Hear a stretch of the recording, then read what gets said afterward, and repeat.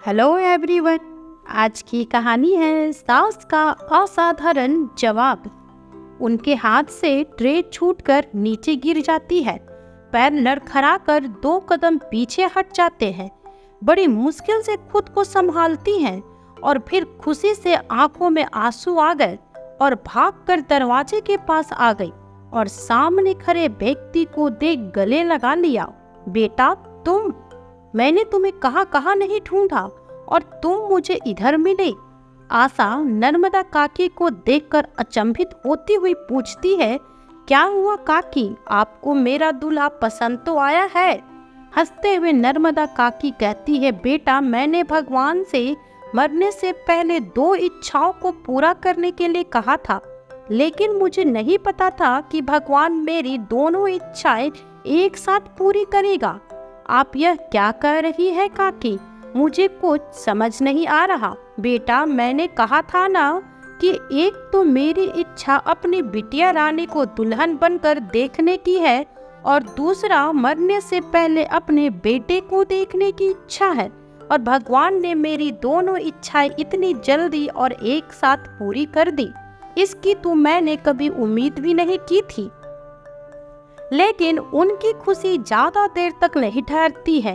सामने खड़ा शशांक नर्मदा काकी को पीछे की तरफ धक्का देते हुए नाराज होकर कहता है, यह क्या बदतमीजी है, कैसे कैसे लोगों को पार्टी में बुला लेते हो तुम।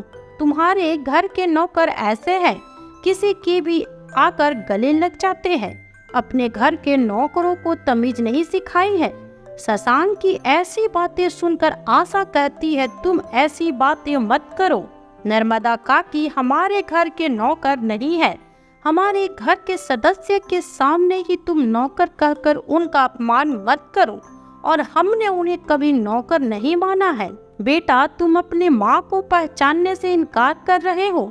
तुम्हारा दिमाग खराब हो गया है। मैंने तुमसे कितनी बार कहा है, तुम्हें कोई धोखा हुआ है। मैं तुम्हारा कोई बेटा नहीं हूँ और ना ही तुम मेरी माँ हो, तो क्यों जबरदस्ती मुझे अपना बेटा बनाने पर तुली हो। मैंने तो तुम्हें कभी देखा भी नहीं और ना ही मैं तुम्हें जानता हूँ, फिर तुम किस तरह से मुझे अपना बेटा कह सकती हो। शशांक पार्टी में ही भड़कता हुआ कहता है, आशा तुम अपने पापा को बुलाओ, मैं उनसे बात करूँगा।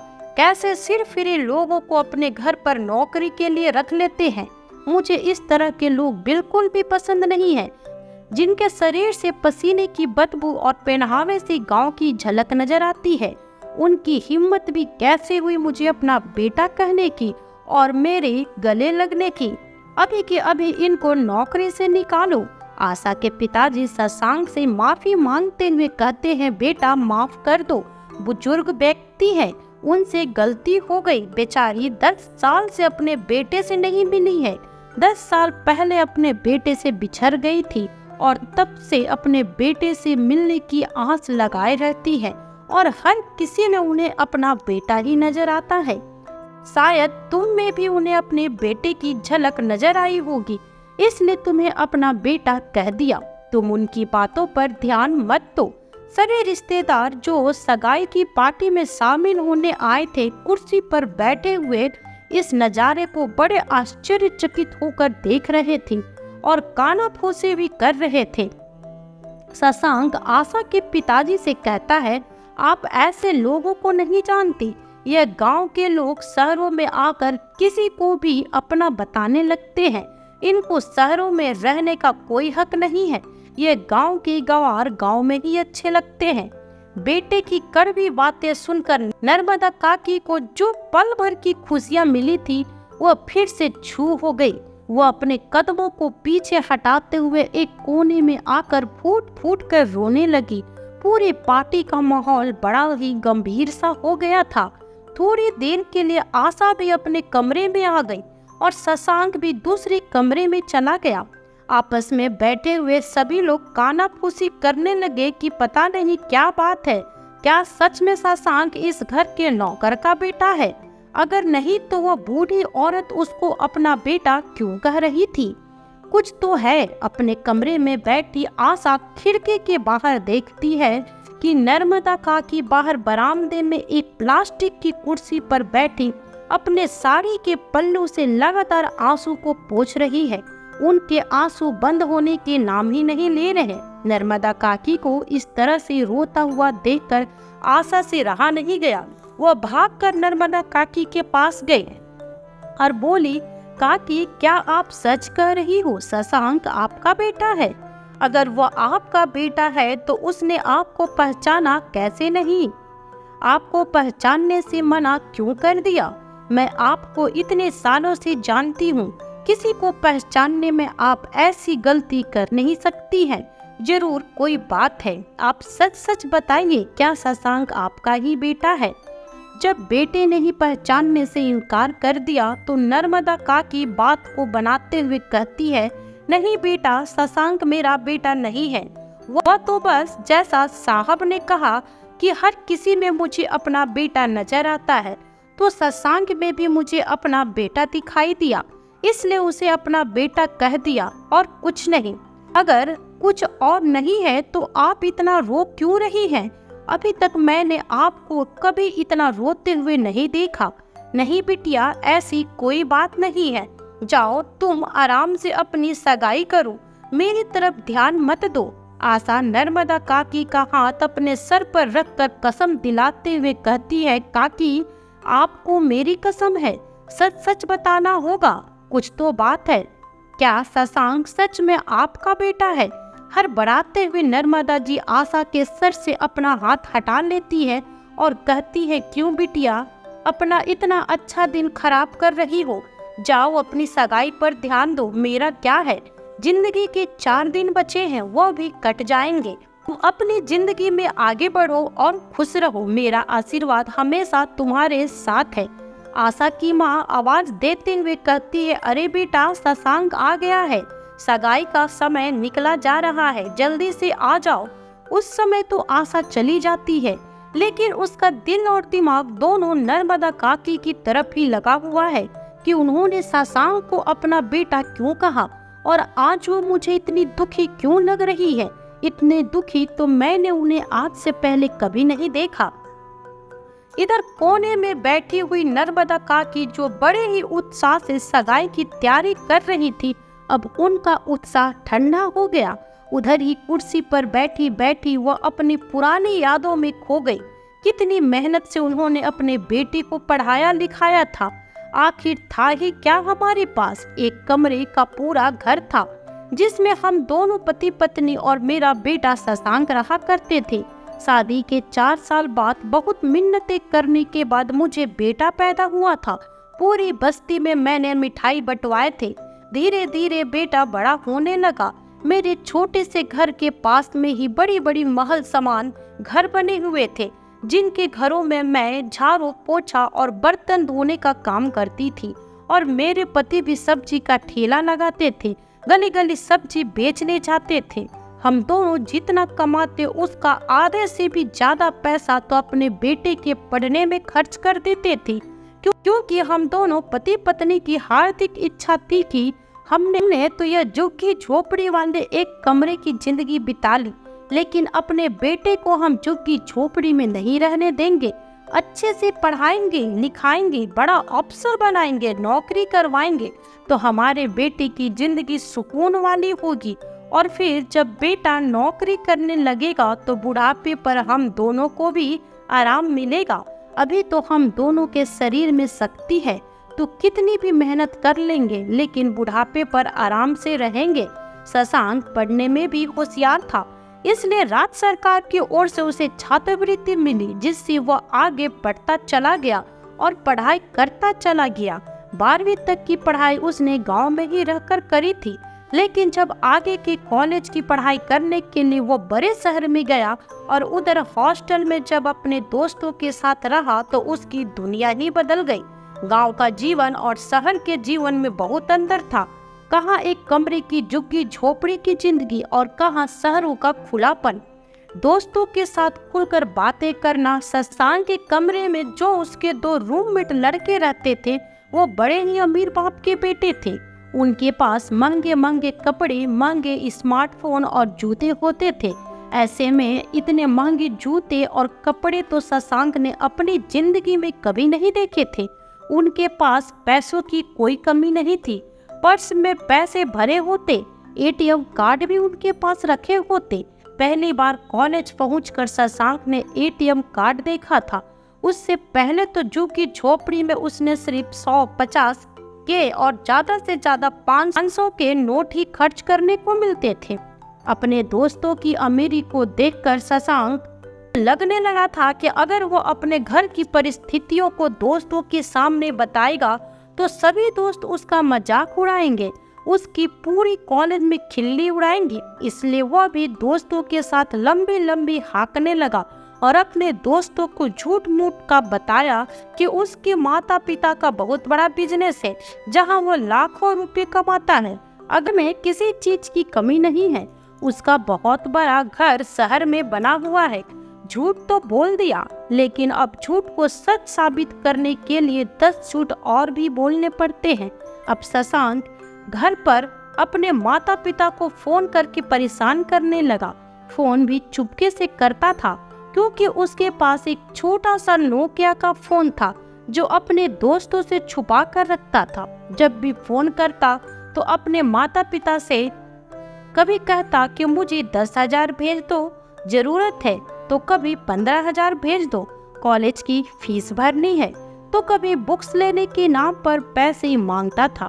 माता पिता बड़ी मुश्किल से अपने बेटे की पढ़ाई के नाम पर पेट काट काट कर एक एक पाई जोड़ते और अपने बेटे के पास भेज देते। माता पिता दोनों ही अपने बेटे को पढ़ाने के लिए दिन रात मेहनत करने लगे।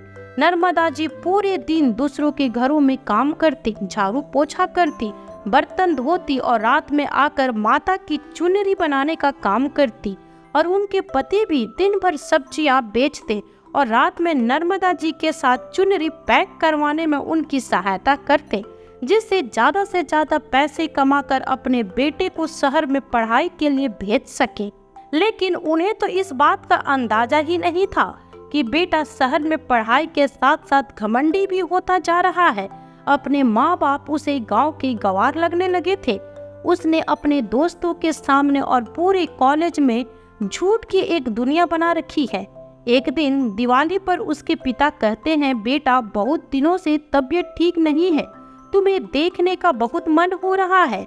पूरे 4 साल हो गए तुम कभी घर भी नहीं आए, एक बार आए भी थे तो बस एक दिन के लिए छुट्टी लेकर घर आ जाओ।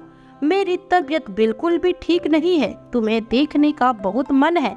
पिताजी मैं नहीं आ सकता, मेरे अभी एग्जाम आने वाले हैं, अगर पढ़ाई छोड़ दी तो कैसे पास होऊंगा, और तुम्हें तो पता है मुझे एक बड़ा डॉक्टर बनना है। बेटे की बात सुनकर के पिता दिल पर पत्थर रख कर रह गए कि हाँ बेटे के भविष्य का सवाल है। लेकिन बेटे को देखने की आस में बीमार पिता भगवान के पास चले गए और अपने बेटे को न देख पाए। इधर नर्मदा जी पति के जाने से बड़ी ही दुखी हो गई। बेटे ने भी घर पर बात करना बहुत कम कर दिया था। नर्मदा जी का अपने बेटे के अलावा कोई न था, इसलिए उन्होंने निश्चय किया कि वो अपने बेटे के कॉलेज में जाकर ही उससे मिलेंगी। बड़ी मुश्किल से नर्मदा जी पति का सारा क्रियाक्रम करने के बाद 1 महीने बाद अपना सामान बांधकर हैदराबाद के लिए निकल पड़ी।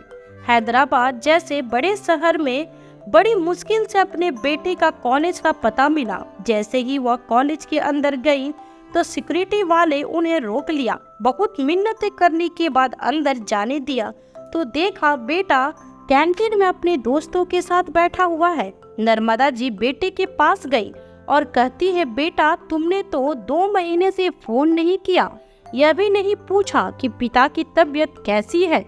तुम्हारे पिता इस दुनिया को छोड़कर चले गए हैं।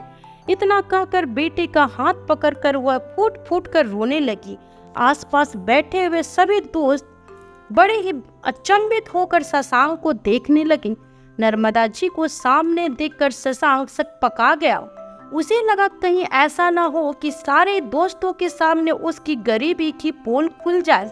इसलिए वो अपने दोस्तों से बात बनाता हुआ कहता है, अरे यह तो हमारे घर की काम करने वाली नौकर है, लगता है कुछ पैसों की जरूरत होगी तभी इधर तक मुझसे मिलने चली आई। पर्स में पर्स से 500 के 4 नोट निकालकर नर्मदा जी की तरफ फेंकते हुए शशांक कहता है, यह लो और तुम्हारी जो भी समस्या है इन पैसों से ठीक कर लो और मुझे इधर बेटा मत कहो, मैं तुम्हारा बेटा नहीं हूँ।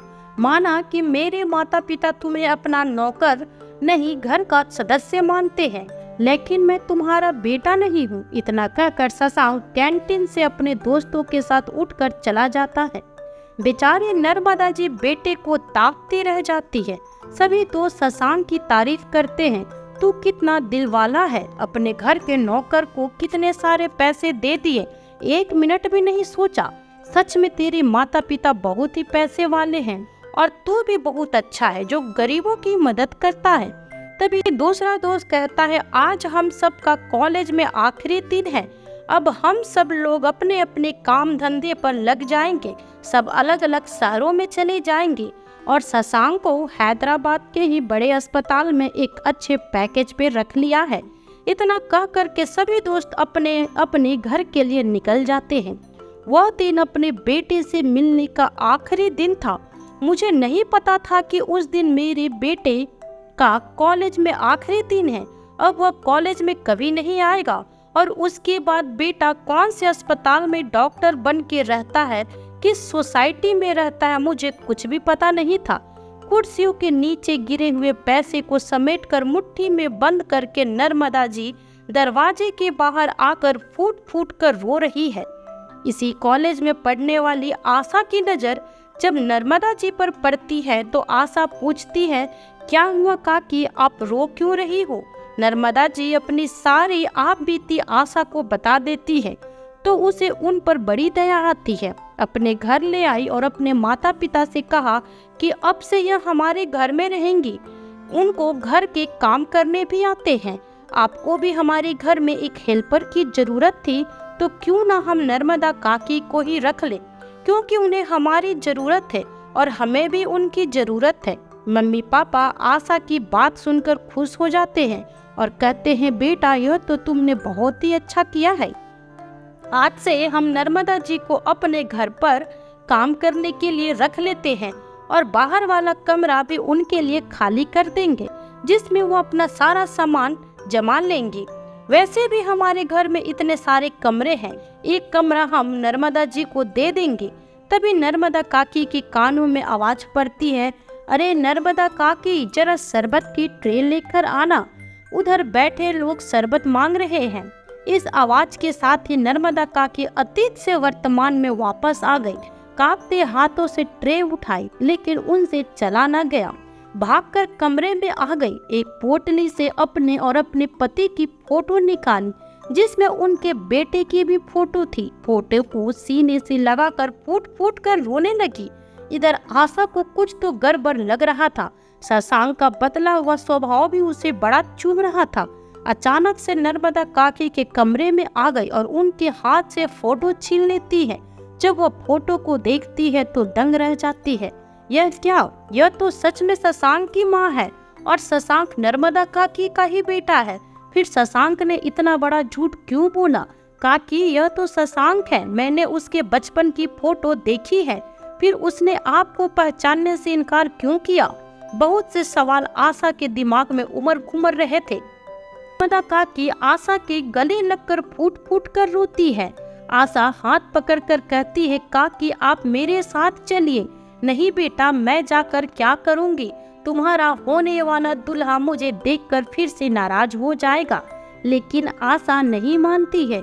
एक हाथ में फोटो लिए शशांक के सामने आकर के नर्मदा काकी को आगे खड़ा करके आशा शशांक से पूछती है, क्या तुम सच में नर्मदा काकी को नहीं जानते हो?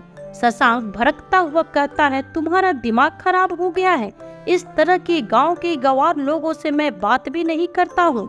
पहचान की तो बात दूर की है और तुम्हारे पिताजी ने इस बुढ़िया को अभी तक घर से नहीं निकाला। शशांक नर्मदा काकी को धक्का देता है जिससे वो लड़खड़ा कर जमीन पर गिर जाती है। यह देखकर आशा को बहुत तेज गुस्सा आता है और वह एक जोरदार थप्पड़ शशांक की गाल पर लगा देती है और कहती है, बस बहुत हुआ, मैं ऐसे बदतमीज इंसान से शादी नहीं कर सकती हूँ जो बुजुर्गों की इज्जत करना ना जानता हो और झूठ बोलता हो। मैंने क्या झूठ बोला है? मेरे ऊपर इतना बड़ा इल्जाम कैसे लगा रही हो? आशा दूसरे गाल पर एक और थप्पड़ लगाते हुए कहती है, खबरदार, अगर तुमने एक शब्द भी कहा तो मुझे तुम्हारी सारी सच्चाई पता चल गई है। नर्मदा काकी ही तुम्हारी माँ है और तुम उनके खोए हुए बेटे शशांक हो। अब मुझसे और हम सब से झूठ बोलने की जरूरत नहीं है।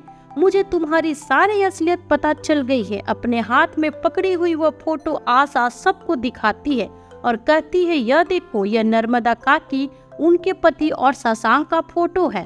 फोटो देखकर शशांक सटपका गया, माथे पर पसीना आ गया, बोलती बंद हो गई। एक शब्द भी उसके मुंह से ना निकले। तुमने मुझसे इतना बड़ा झूठ बोला कि तुम्हारे माता पिता तो बचपन में ही छोड़कर चले गए थे, लेकिन तुम्हारी माँ तो अभी भी जिंदा है। तुम बहुत झूठे हो शशांक। तुम्हारे जैसे झूठे आदमी से मैं शादी नहीं कर सकती। आज और अभी मैं तुमसे अपनी सगाई तोड़ती हूँ। तभी नर्मदा काकी आशा के सामने अपने हाथों को जोड़ते हुए कहती है, बेटा, मेरे कारण तुम शशांक से अपनी शादी मत तोड़ो। तेरे जैसी लड़की इस नालायक के जीवन में आएगी तो इसकी कुछ बुद्धि सुधर जाएगी, सोच में भी बदलाव आएगा, ये एक अच्छा इंसान बन पाएगा। तभी आशा कहती है, बेशरम, कुछ तो शर्म करो। जिस माँ को तुमने इतना अपमानित किया, पहचानने से इनकार किया, वही माँ तुम्हारी शादी बचाने के लिए मेरे आगे हाथ जोड़े खड़ी है और तुमने अभी तक अपनी माँ से माफी नहीं मांगी। जल्दी से नर्मदा काकी से माफी मांगो, वरना मुझसे बुरा कोई नहीं होगा। शशांक नर्मदा काकी के पैरों में गिरकर माफी मांगने लगता है। मुझे माफ कर दो माँ, मुझसे गलती हो गई। मैं अपनी गरीबी अपने दोस्तों के सामने नहीं लाना चाहता था, इस कारण मैं तुम लोगों से हमेशा दूर रहा। पर माँ, अब मैं अच्छे पैसे कमाता हूँ, एक बड़े अस्पताल में बड़े पोस्ट पर डॉक्टर हूँ, पैसों की कोई कमी नहीं है। अब आप, मैं और आशा एक साथ एक ही घर में रहेंगे। लेकिन नर्मदा काकी अपने बेटे को माफ ना कर सकी और जाने लगी। तभी आशा उनका हाथ पकड़ते हुए कहती है, काकी, अब आप काकी से मेरी सास बनेंगे, तभी मैं ये शादी करूंगी, नहीं तो नहीं करूंगी। आशा की बातों को सुनते ही नर्मदा जी के थमे हुए आंसू बाढ़ बनकर निकल पड़ते हैं। अपने भरे हुए गले से नर्मदा जी आशा से कहती हैं, बेटा, मैं दुनिया की सबसे खुशकिस्मत सास हूँ जिसे तुम्हारी जैसी बहू मिली है, जो से उसके खोए हुए बेटे से मिला दी है। नहीं तो आजकल की बहुएं सास को अपनी जिंदगी से निकाल बाहर कर देती है। मैं तो तुम जैसी बहू पाकर धन्य हो गई। शायद ही कोई सास मेरी जैसी खुशनसीब होगी। आशा बेटा, मैं इस नालायक को कभी माफ तो नहीं कर पाऊंगी, पर तेरी जैसी बहू को भी खोना नहीं चाहती हूँ, इसलिए मैं तैयार हूँ तेरी काकी से सास बनने को।